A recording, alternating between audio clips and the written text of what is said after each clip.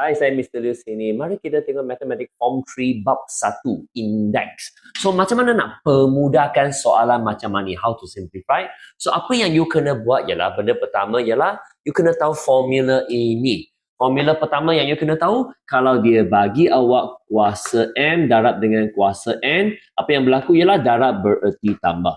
Kalau dia bagi awak bahagi bererti tolak. Tapi kalau dia bagi kurungan, kalau ada kurungan, contohnya saya ada A, B, C kurungan M. Apa yang berlaku ialah, kalau you buka kurungan, semua benda kat dalam kena dikuasa M kan. Artinya M tu akan masuk. Dia akan jadi A kuasa M, B kuasa M, C kuasa M. Yang ketiga. Yang keempat pula. Yang keempat, kalau dia bagi punca kuasa 2, apa yang berlaku ialah dia akan jadi kuasa 1 per 2. So, empat formula ini kena faham dulu dan kita boleh buat soalan ini. Mari kita mula sekarang. Langkah pertama. So, apa yang saya buat ialah, saya nampak 25 dengan 36. Ini ialah kuasa 2 sempurna.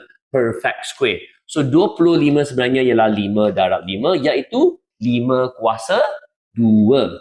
So, sama seperti yang bawah, 36. 36 ialah 6 darab 6, iaitu 6 kuasa 2.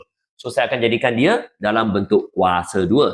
So, langkah pertama, mari kita buat sekarang. Yang pertama, ini tukar jadi 5 kuasa 2, X kuasa 3, tak tulis artinya ada kuasa 1. Lepas tu, punca kuasa 2, kita tukarkan jadi menjadi 1 per 2.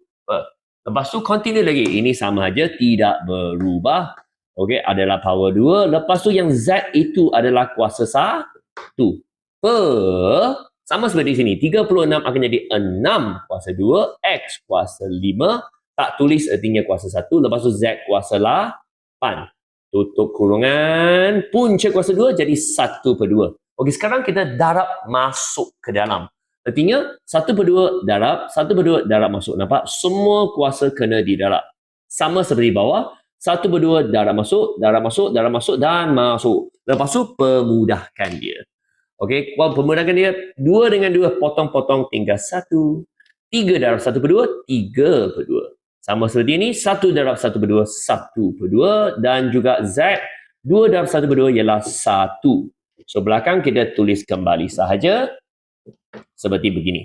Lepas tu ini pula, 2 darab 1 per 2, dapat 1. Lepas tu, 5 darab 1 per 2, 5 per 2. Y, 1 per 2, lepas darab. Dan juga 8 dengan 1 per 2, dapatlah 4. Selepas siap, sekarang kita mula guna formula ini pula. Okey, darab bererti tambah kuasa dia, bahagi bererti tolak kuasa dia. So, seperti ini, mari kita mula. Nombor kita kira seperti biasa. Erti saya ialah, yang ini kuasa 1 tak payah tulis lagi. Kuasa 1 tak payah tulis lagi. So, 5 darab dengan 4, bahagi dengan 6. Kalau guna kalkulator tekan, you akan dapat 10 per 3. Lepas siap, kita tengok X pula. X pula, tengok kuasa dia. 3 per 2. Darab berarti tambah 2 kat sini. Bahagi berarti tolak kat bawah, artinya bahagi ya. Tolak dengan 5 per 2. Settle untuk X. Y pula, 1 per 2 ke atas. Kalau bawah artinya bahagi, kena tolak 1 per 2. Settle untuk Y. Z pula, yang terakhir.